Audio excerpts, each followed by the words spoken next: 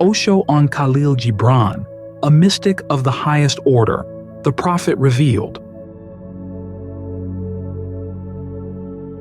Kahlil Gibran is a pure melody, a phenomenon that only poetry can sometimes capture, and only sometimes at that. Centuries have passed, many great souls have emerged, yet Kahlil Gibran remains in a class of his own. I cannot imagine if, in the future, anyone will ever possess such intuition and a penetrating insight into the human heart as he did among us. Kahlil Gibran achieved the unimaginable. He brought at least a glimpse of the void into human language. He elevated both language and human consciousness in a way that no one had ever done before. Through Kahlil Gibran, it seems that mystics, poets, and imaginative souls joined forces to reveal their true selves. Although he was tremendously successful in reaching people, he still felt that what he had expressed was not the entirety of truth, but only a very small part. Yet, glimpsing only a part of the truth is the very first step on the pilgrimage that leads you to the ultimate, the pure, the infinite. Another remarkable figure, Claude Bragdon, once spoke of Kahlil Gibran in these beautiful words. Kahlil Gibran's power must surely come from some great spiritual life force. Otherwise, it could never be so universal and compelling.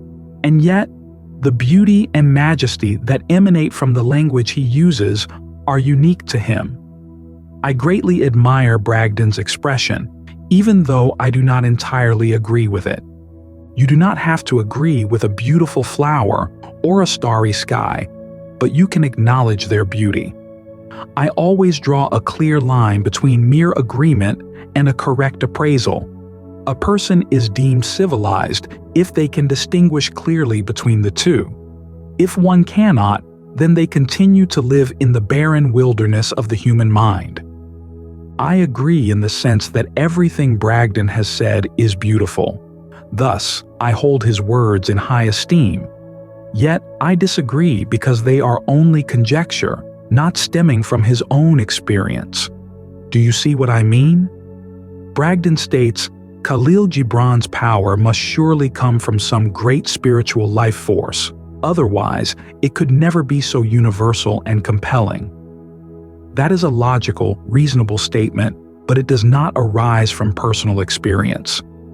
He feels that something beyond the grasp of the mind has emerged through Kahlil Gibran, but he is not certain what it is, and he cannot affirm it because it is not his own experience. He is deeply impressed by the prophetic tone of Kahlil Gibran's voice. Each word is like a verse of poetry. Yet, he does not recognize that great spiritual life force for himself. He has never truly experienced it. He loves Kahlil Gibran, but he has not lived as Kahlil Gibran has lived.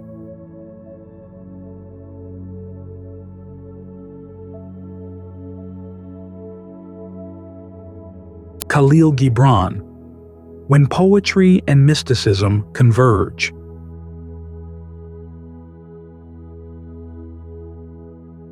Kahlil Gibran is a great poet, perhaps the greatest poet ever born on this earth, but he is not a mystic, and there is a vast difference between a poet and a mystic. Yet sometimes a poet finds himself sharing the same space as a mystic. In those rare moments, one is bathed in a shower of blossoms. In those fleeting instants, one comes to resemble Gautama Buddha, though, mind you, I say, resemble only in part. These rare moments come and go. You cannot command them. They arrive like a fragrant breeze, and as soon as you become aware of them, they are gone. The genius of a poet lies in his ability to capture these moments in words. Such moments also appear in your own life. They are free gifts of existence, brief glimpses that urge you to seek, that invite you to a moment when this very space becomes your life, your blood, your bones, your very marrow. You will breathe with it, and your heart will beat in unison with it. You can never truly lose it, no matter how you try. Sometimes a poet becomes a mystic, and a mystic remains forever a poet. But this too raises a vexing question that no one has yet resolved. Allow me to offer a humble solution. This problem has been repeated thousands of times. If a poet, in just a fleeting glance, can create such exquisite verses, words that come alive the moment the poet touches upon them, why then is it that mystics, who live every minute of their creative, inspired lives day and night, cannot produce similar poetry? Their language seems to lack that beauty. Even the teachings of Gautama Buddha or Jesus Christ cannot compare to the language of poets like Kahlil Gibran, Mikhail Naimi, or Rabindranath Tagore. It seems very strange indeed. Those who merely glimpse a moment create an abundance, while those who fully grasp it often simply sleep or remain inert. What has happened? Why can't they create more works like Gibran's? No one has yet answered that question. In my own experience, if a beggar finds a gold mine, he will burst into song, dance ecstatically, and rejoice wildly. But that does not happen with an emperor. Only occasionally does a poet become an emperor, and even then only briefly. That is why one should not dismiss such moments. Yet a mystic who fully merges with the cosmic consciousness does not merely experience fleeting moments. He becomes the ocean itself. In that state, silence is his song. All language seems powerless to convey his experience. The ocean is so vast that he is lost within it, and naturally, he forgets he is a separate individual. To create something truly, you must be present in the moment. To perform a song, you must be there. But the mystic has become the song. His very presence is a poem. You cannot print it out. You cannot paint it. You can only drink it down. Communicating with a poet is one thing, but to be in harmony with a mystic is something altogether different. And you should start with the poets, for if you cannot receive even the dewdrops of morning, the ocean will not be yours.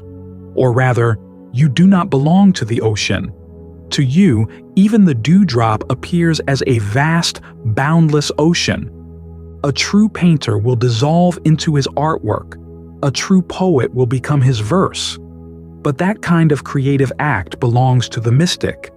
And because the mystic has already merged with his work, he cannot sign it, nor can he attach his name to the poem he creates. Poets can do that because, in the moment when the window opens and they glimpse the world outside, then the door closes again.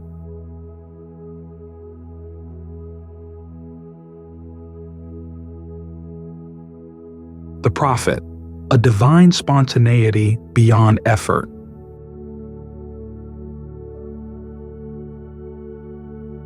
Kahlil Gibran wrote nearly 30 works.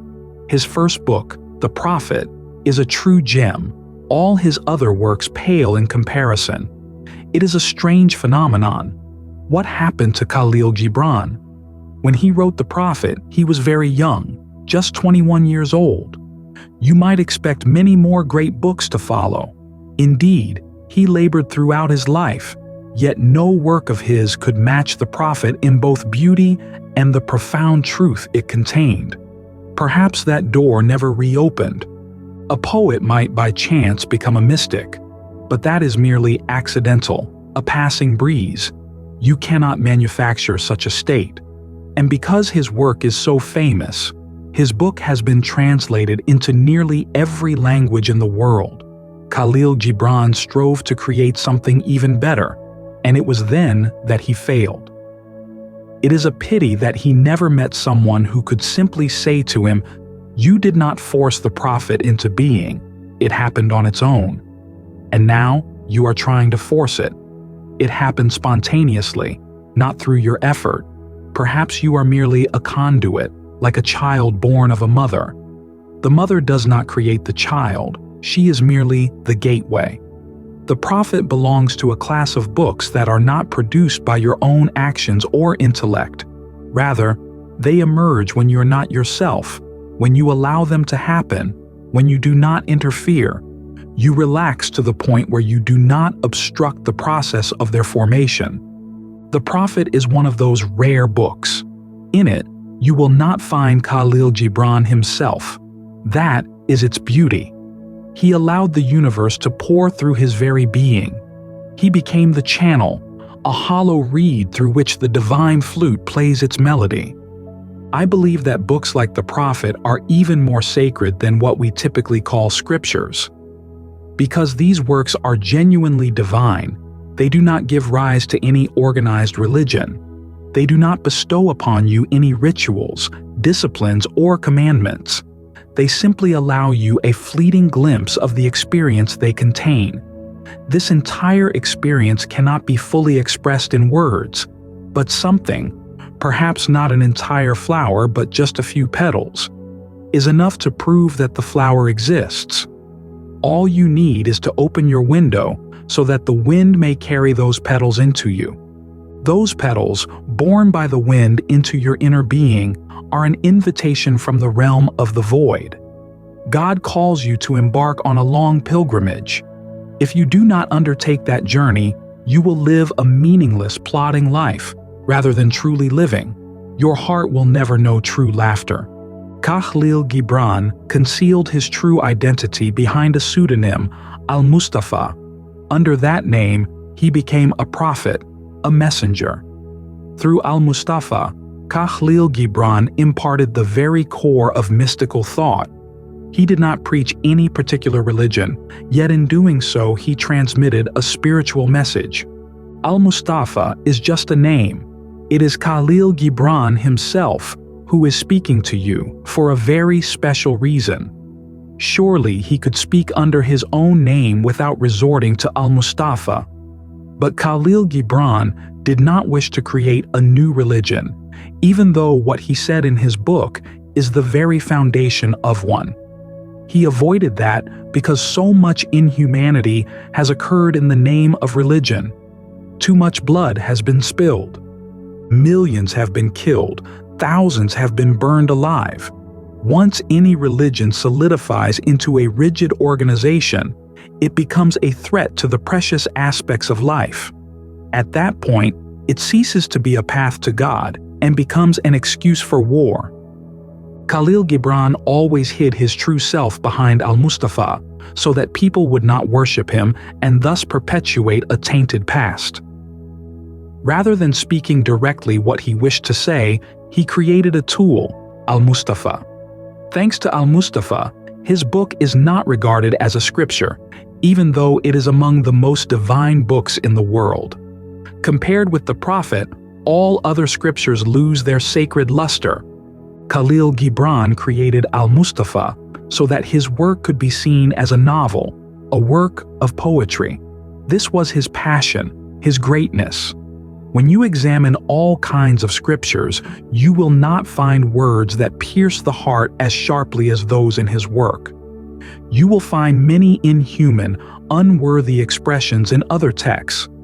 But humanity is so blind that a small book about Al-Mustafa makes people forget the simple truth. You cannot truly evaluate truth unless you experience it for yourself, unless it is uniquely yours.